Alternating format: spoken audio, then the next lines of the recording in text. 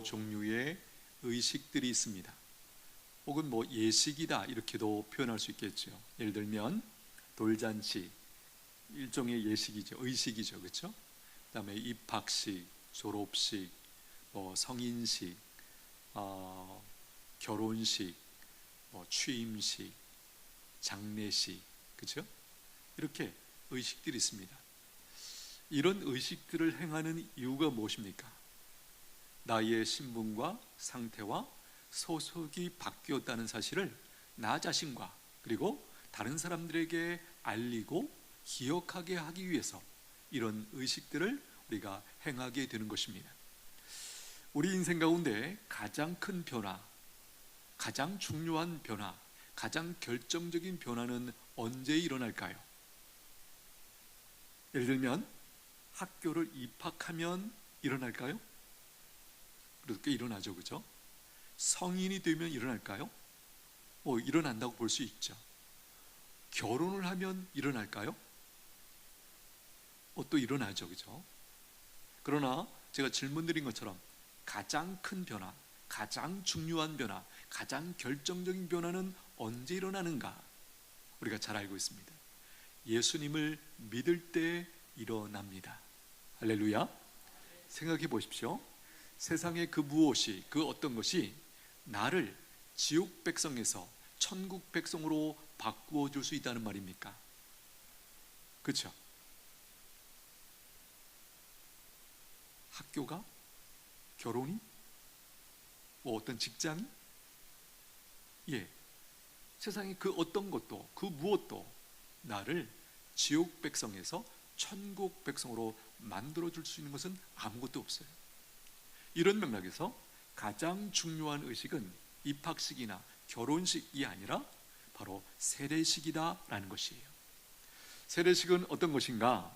지옥 백성이 천국 백성이 되었다는 사실을 외적으로 보여주고 선포하는 의식이죠. 이제 이 사람은 하나님의 백성이 되었다. 이제 이 사람은 하나님의 은혜와 복을 받으며 살아가는 사람이 되었다. 이제 이 사람은 하나님의 보호와 인도하심을 받는 사람이 되었다. 이제 이 사람은 하나님의 자녀가 되었다. 이제 이 사람은 하나님 앞에서 죄인에서 의인으로 바뀌었다. 바로 이러한 내용들을 보여주는 그 의식이 바로 세례식입니다. 세상에는 크게 두 부류의 사람들이 있습니다. 한 부류의 사람들은 지옥에 연결된 사람들이죠. 죄를 짓고 사탄의 지배를 받고 살다가 지옥 가는 사람들. 또 한 부류의 사람들은요, 천국에 연결된 사람들이에요. 죄를 짓지만 용서를 받고 하나님의 용서를 받고 하나님의 다스리심을 받고 살다가 천국으로 가는 사람들. 세상에는 딱 이렇게 두 종류의 사람들만이 있는 것입니다. 예수님께서 교회에서 하나님의 백성들이 시행해야 할 두 가지 의식을 만들어 주셨죠. 뭐죠? 첫째는 세례식, 또 하나는 성찬식이죠. 이 두 가지 의식은 이 세상에서 가장 중요한 의식이고 예식입니다. 세례식 우리가 잘 이해하면 어떤 일이 우리에게 일어날까요? 예를 들면 이런 것입니다. 나는 누구인가? 나는 무엇을 하며 사는 사람인가? 나는 무엇을 기준 삼고 살아가는 사람인가? 내 앞으로의 운명이 결국 어떻게 될 것인가? 이런 것들이 분명해지고 명확해집니다. 오늘 우리의 말씀 보십시오. 마태복음 28장 19절. 그러므로 너희는 가서 모든 민족을 제자로 삼아 아버지와 아들과 성령의 이름으로 세례를 베풀고 내가 너희에게 분부한 모든 것을 가르쳐 지키게 하라. 볼지어다 내가 세상 끝날까지 너희와 항상 함께 있으리라 하시니라. 여기서 우리 다양한 내용들을 확인하게 됩니다. 첫째는 세례의 대상입니다. 누구죠? 모든 민족이에요. 모든 민족에게 세례를 베풀라고 명령하시죠. 그러므로 세례를 베풀기 위해서 우리가 해야 할 일이 무엇입니까? 가서 선교를 해야 돼요. 복음을 전해야 돼요. 이것이 바로 교회와 성도의 존재의 목적인 줄로 믿습니다. 성도들 그리고 교회가 하나님께 부여받은 사명이에요. 두 번째는 세례를 누구의 이름으로 주는가 하는 것이죠. 성부와 성자와 성령의 이름으로 세례를 베푸는 것입니다. 또 한 가지, 세례를 베푸는 것은 앞에서도 말씀드렸지만 사람이 만든 예식이 아니에요. 예수님이 직접 만드시고 명령하신 예식이라는 거예요. 세례를 베푼 이후에 예수님의 가르침을 잘 가르쳐야 하고 또 잘 배워야 한다라는 것이에요. 이게 왜 중요할까요? 이렇게 할 때만 세례받은 그 사람이 하나님의 백성답게 살아갈 수 있도록 성장할 수 있어요. 20절에 있는 말씀이 이런 맥락에서 매우 중요한 것이죠. 구약에서도요, 하나님의 백성이 되는 의식이 있었습니다. 뭘까요? 바로 할례라고 하는 것이에요. 창세기 17장으로 한번 넘어가 보시겠습니다. 창세기 17장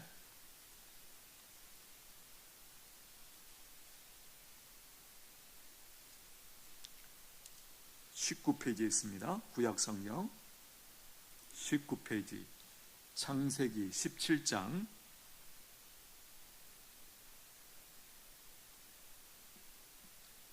7절부터 우리 14절까지 저와 여러분이 교독하겠습니다. 창세기 17장 7절 제가 먼저 읽겠습니다.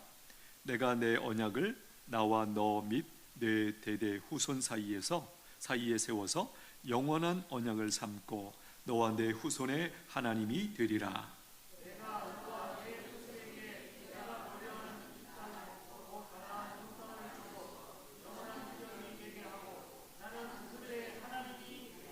하나님이 또 아브라함에게 이르시되 그런즉 너는 내 언약을 지키고 내 후손도 대대로 지키라.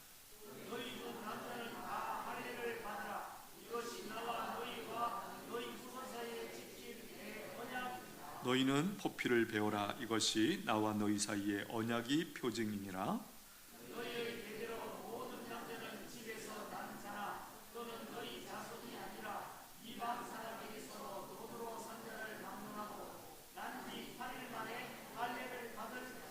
너희 집에서 난 자든지 너희 돈으로 산 자든지 할례를 받아야 하리니 이에 내 언약이 너희 살에 있어 영원한 언약이 되려니와 할례를 받지 아니한 남자 곧 그 포피를 베지 아니한 자는 백성 중에서 끊어지리니 그가 내 언약을 배반하였음이라. 아멘. 이 내용 몇 가지를 한번 주목해 보려고 합니다. 구약에서 구원받았다라는 말의 또 다른 표현이 뭘까요? 바로 하나님과 영원한 언약을 맺었다. 이 표현이 구원받았다 혹은 구원해 주셨다라는 표현이에요. 할례는 하나님과 이스라엘 백성들 사이에 맺은 영원한 언약의 표징이에요. 증표의 표라는 것입니다. 할례는 잘 아시는 것처럼 몸에 지닌 신분증 같은 것이죠. 나는 혹은 이 사람은 하나님의 구별된 백성이다 라는 의미가 바로 이 할례 속에 있는 것이죠. 내가 대한민국의 국민이다. 어떻게 증명할 수 있습니까? 우리나라 안에서는 주민등록증이 있어야 돼요. 외국에 나가서는요, 여권이 있어야 돼요. 이것이 대한민국 국민이다 라는 것을 우리가 증명할 수 있는 가장 확실하고 가장 중요한 방식이죠. 바로 이스라엘 백성들이 하나님의 백성이라는 사실을 가장 명확하게 증명하는 그 표가 뭐다? 할례다라는 것이에요. 이스라엘 백성들은 이 할례를 통해서 자신의 신분과 소속을 확실히 하는 것이에요. 더 나아가서 신분의식, 소속감, 정체성을 확립하고 그렇게 살아갈 수 있게 되는 것이죠. 결국 할례가 유대인이라는 신분과 소속과 정체성을 분명하게 만들어주고 더 나아가서 강화시켜주는 것이에요. 신약시대에 살고 있는 성도들에게는 어떻습니까? 바로 세례식이 그런 역할을 하는 것입니다. 사무엘상 17장 26절에 보면 이런 내용이 나오죠. 이 할례받지 않은 블레셋 사람이 누구이기에 살아계시는 하나님의 군대를 모욕하겠느냐. 누가 하는 말이죠? 다윗이 하는 말이죠. 다윗이 골리앗을 보고 하는 말이에요. 할례받지 않은 사람이, 할례받지 않은 이 블레셋 사람이 여기 이 할례 받지 않았다라는 이 표현 속에 어떤 뉘앙스가 있죠? 예, 무시하는. 또 뒤집어 말하면 자기가 할례 받은 백성이다, 하나님의 백성이라는 사실에 대해서 굉장한 자긍심이 여기 녹아 있는 것이죠. 감히 할례 받지 않은 사람이 하나님의 군대를, 이스라엘 백성들을 모욕한다고? 말이 안 되지. 그런 맥락에서 지금 다윗이 하고 있는 얘기죠. 나는 할례 받은 사람이다. 이게 무슨 뜻이에요? 나는 하나님의 백성이 된 사람입니다. 바로 그 이야기죠. 할례, 다르게 말하면 생식기의 표피를 자르는 것, 실제 어떤 의미가 있는 것일까? 이것은 죄를 자른다라고 하는 의미가 있는 것이에요. 여기 12절 끝에 보시면, 우리가 보고 있는 이 창세기 17장 12절 끝에 보면 태어난 지 8일째 할례를 받아야 된다, 이런 말씀이 있죠. 왜 8일째일까요? 태어나서 5일도 있고 6일째도 있고 또 7일째도 있고 혹은 9일째도 있고 있는데 왜 8일째 할례를 받으라고 하셨을까? 이 8이라고 하는 숫자가 성경에서 중요한 의미를 가지고 있기 때문이에요. 예를 들면 문둥병자가 완치된 이후에 가정과 사회로 복귀하는 날이 언제죠? 바로 8일째 되는 날이에요. 예수님이 죽으신 후에 부활하신 날이 안식일 다음 날, 그러니까 8일째가 되는 것이에요. 안식 후 첫날, 그렇게 말씀하시죠. 안식 후 첫날, 안식일이 몇 일째죠? 7일째가 안식일이죠. 그러니까 그 다음 날 8일째가 바로 부활절이죠. 이 8일이라는 것은, 이 숫자는 새 출생 혹은 새로운 시작, 새 창조라는 의미가 담겨 있습니다. 종합하면 바로 구원과 구원의 날을 상징하는 그런 숫자가 이 8이다라는 것이에요. 죄에 대해서는 죽고 새롭게 하나님의 백성으로 출생했다라고 하는 그 의미가 새 창조 혹은 이 세례식 속에 담겨 있는 것이죠. 세례식을 받을 때 우리가 죄에 대해서 죽고 새롭게 하나님의 백성으로 출생했다, 새롭게 살게 되었다. 그래서 성경에 이런 표현을 우리가 알고 있습니다. 중생 혹은 거듭남, 다시 태어났다. 다음 무엇입니까? 새로운 시작이고 새 창조고 새 출발을 의미하고 있는 것이죠. 할례 속에는 그래서 두 가지 중요한 의미가 있습니다. 죄로부터 용서받은 사람이다. 또 하나는 새롭게 거듭난 사람이다. 이 두 가지 의미 생각해 보니까 세례의 의미와 정확하게 일치하죠. 예수님이 오셔서 구원을 완성하신 후에 할례 의식을 세례 의식으로 바꾸어 주신 거예요. 왜 바꾸어 주셨을까? 여러 가지 의미가 있지만 그 중에 하나는 보십시오. 보셨던 것처럼 할례 의식은 누구에게만 적용될 수 있는 거였죠? 예, 이스라엘 남자들에게만. 그렇죠?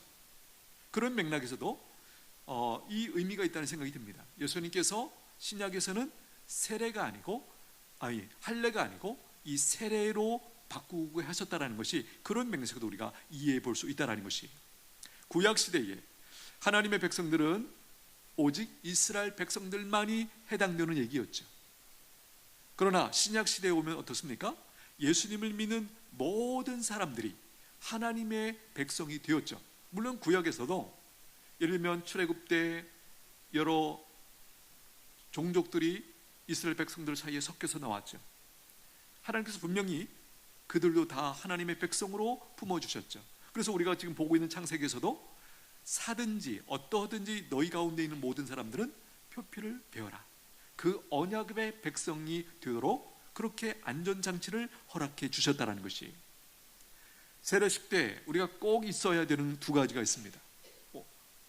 우리가 잘 아는 것처럼 물로 세례식을 하죠.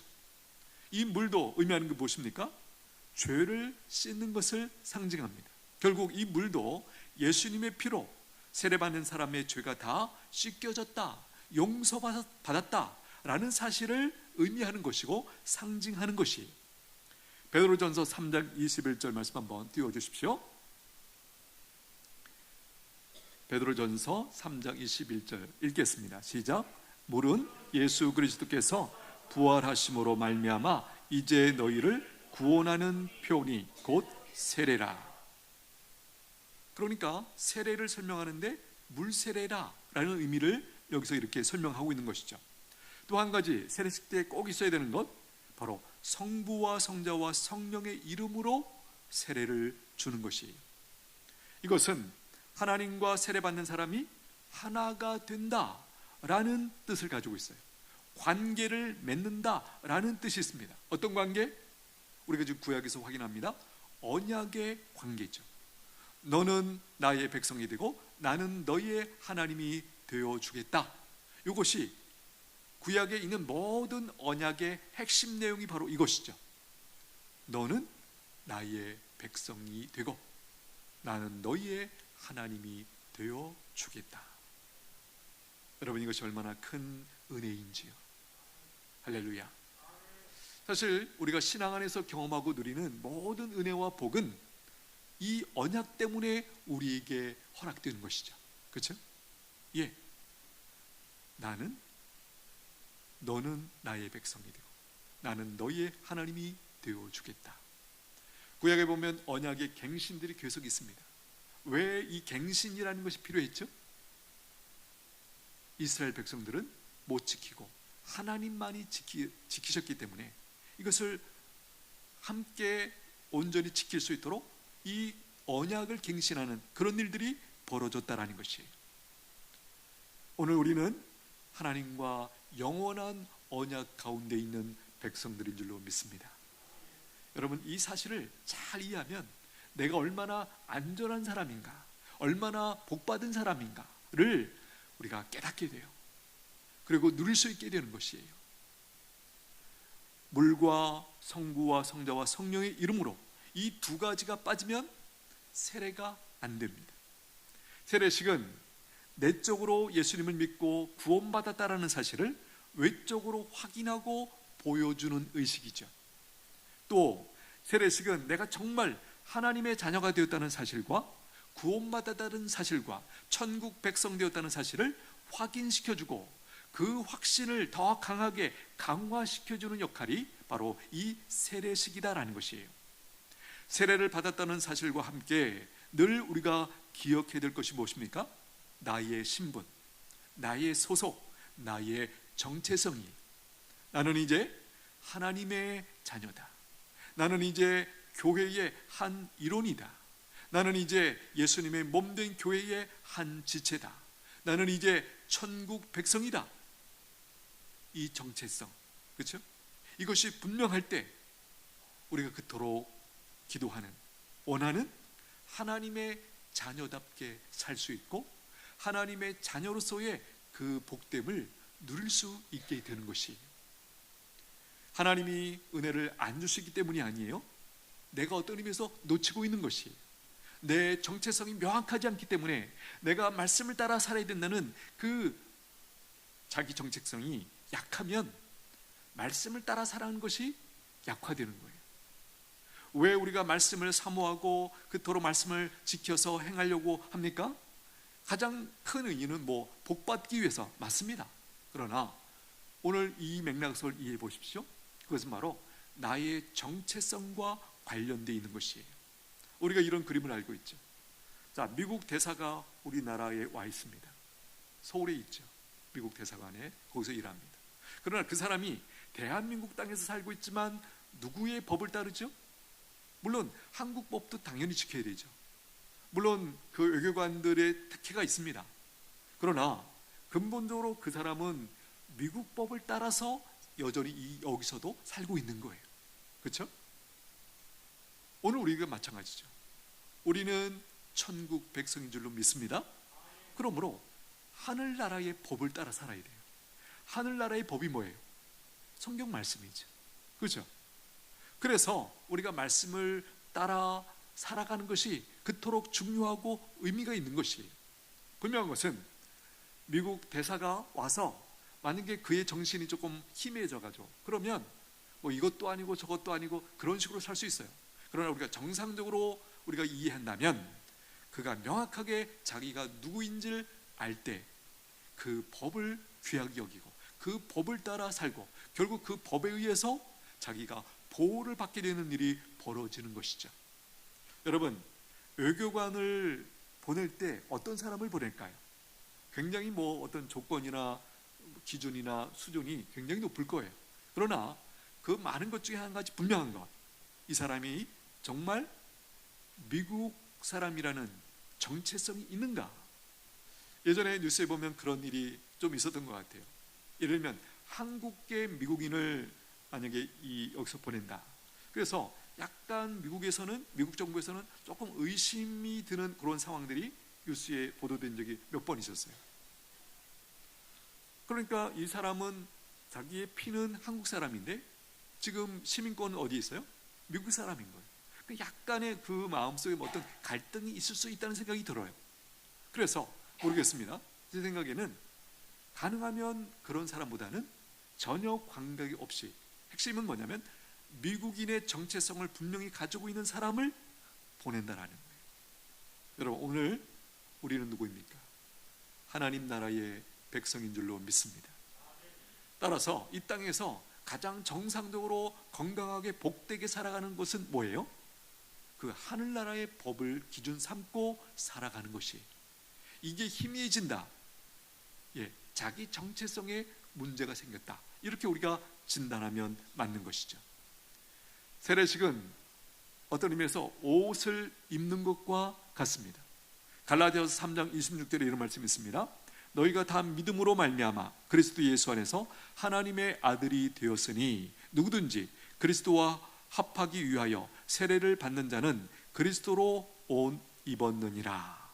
그리스도와 합하기 위하여 세례를 받은 자는, 세례를 받았다는 상태를 지금 어떻게 묘사하고 있습니까? 그리스도로 옷 입었다.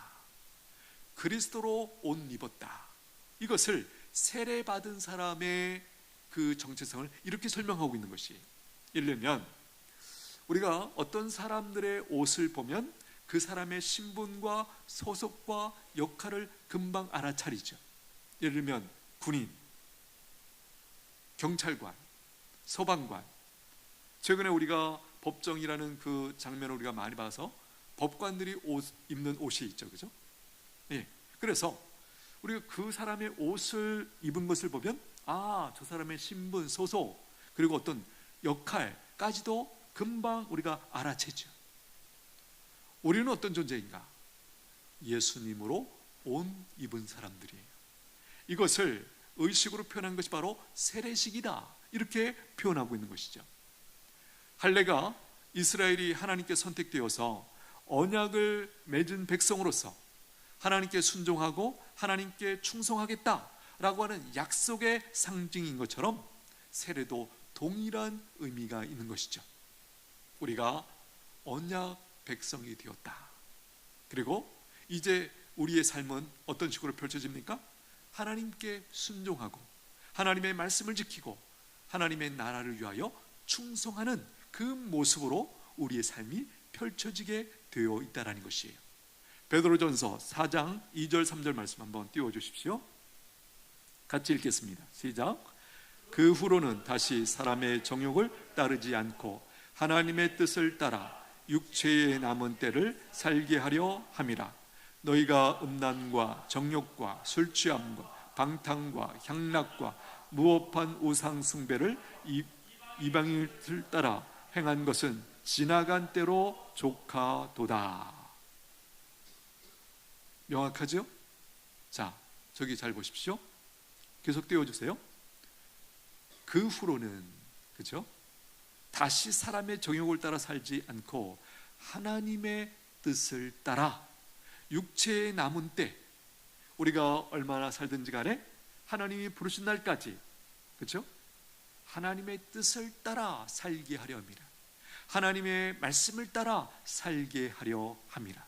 3절, 너희가 음란과 정욕과 술취함과 방탕과 향락과 무법한 우상 숭배를 하여 이방인의 뜻을 따라 행한 것은 지나간 때로 족하도다. 우리가 예수 믿기 전에, 세례받기 전에 그때로 족하도다. 할렐루야. 이게 복이죠. 우리의 삶의 기준이 바뀌었다는 것, 또 내가 무엇을 위해서 살아가는 존재인지가 명확하게 되었다는 것, 이게 은혜이고 복이다라는 것이에요.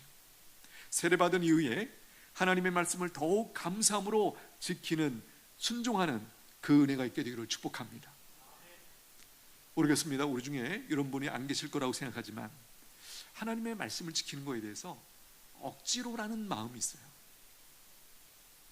근본적으로 이유가 뭘까요? 하나님의 말씀을 지키는 그 복됨을 모르기 때문이에요. 또 다르게 말하면 자기 정체성이 명확하지 않기 때문이에요. 또 다르게 말하면 자기의 경험과 지식이 하나님의 말씀보다 더 가치가 있다, 더 중요하다라고 믿고 있으면 하나님의 말씀을 지키는 것이 억지스러워요.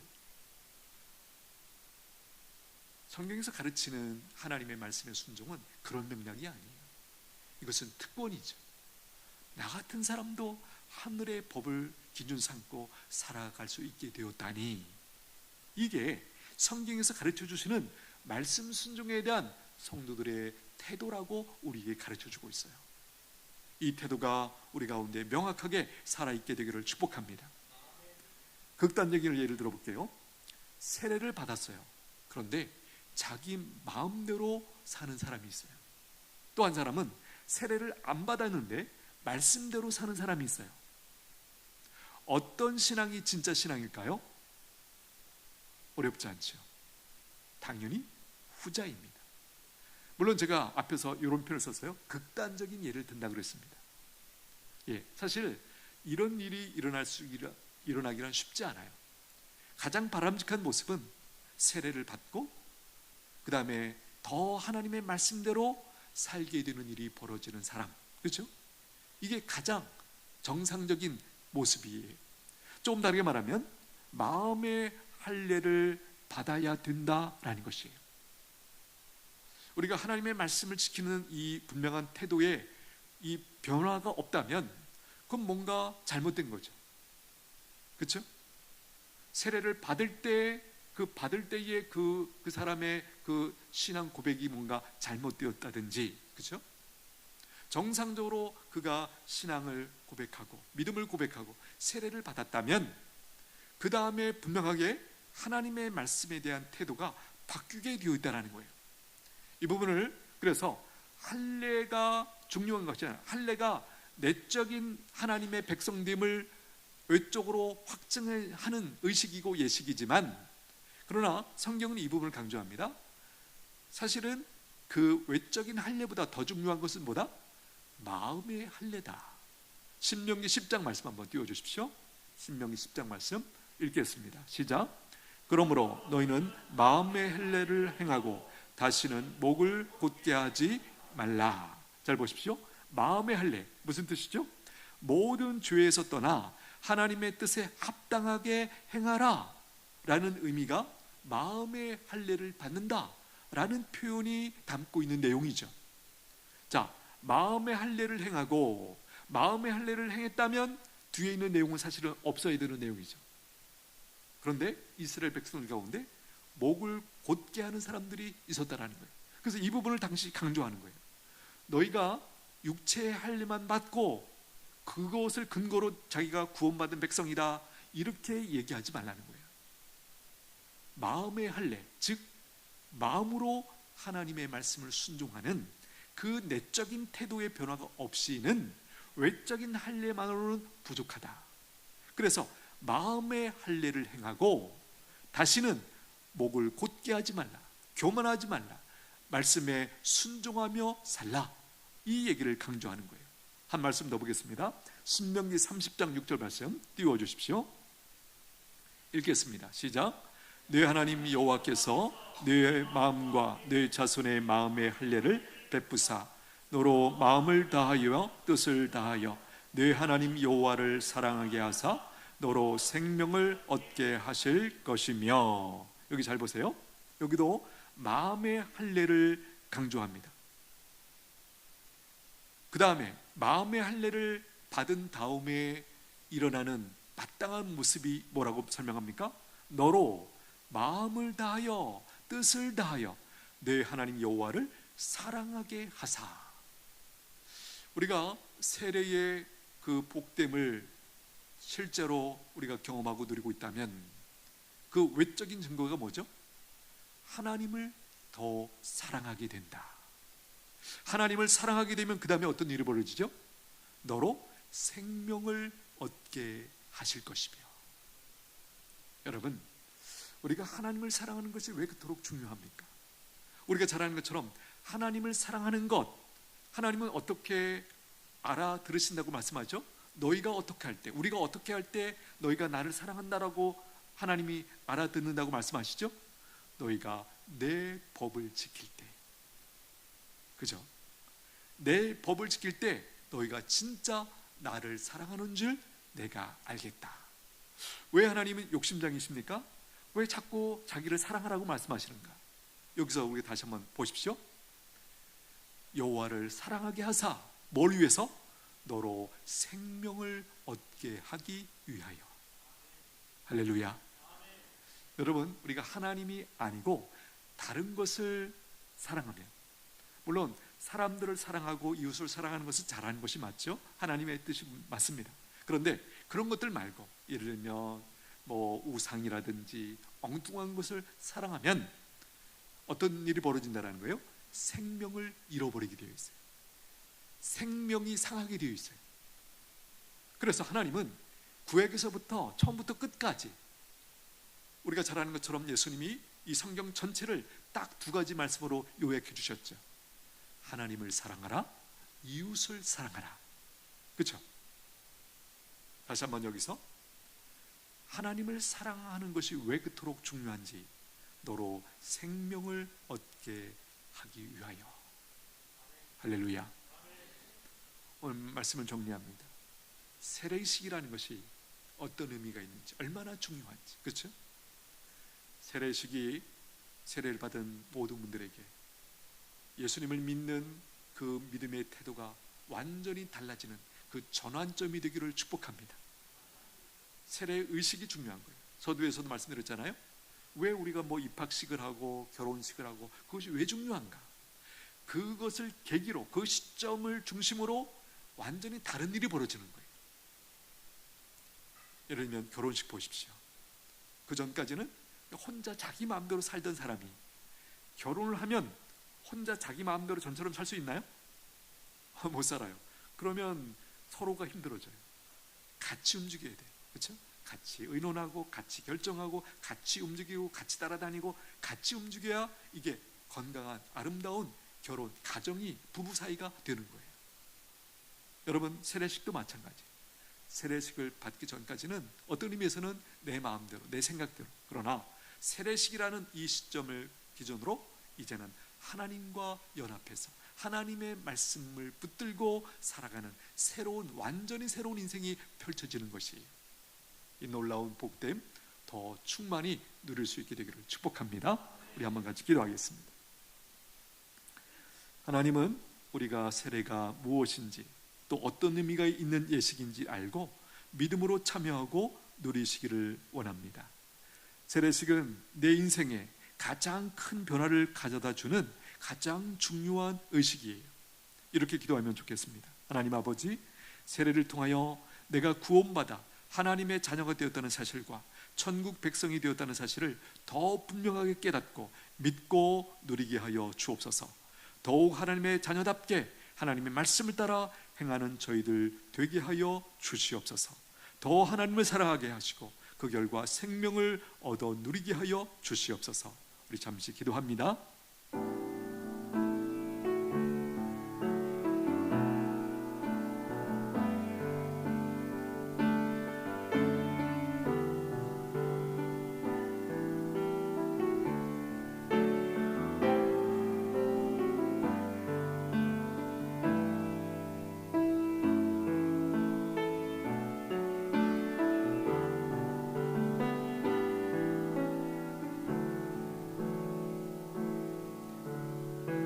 예수님의 이름으로 기도하옵나이다. 아멘. 찬송가 254장 올려드립니다.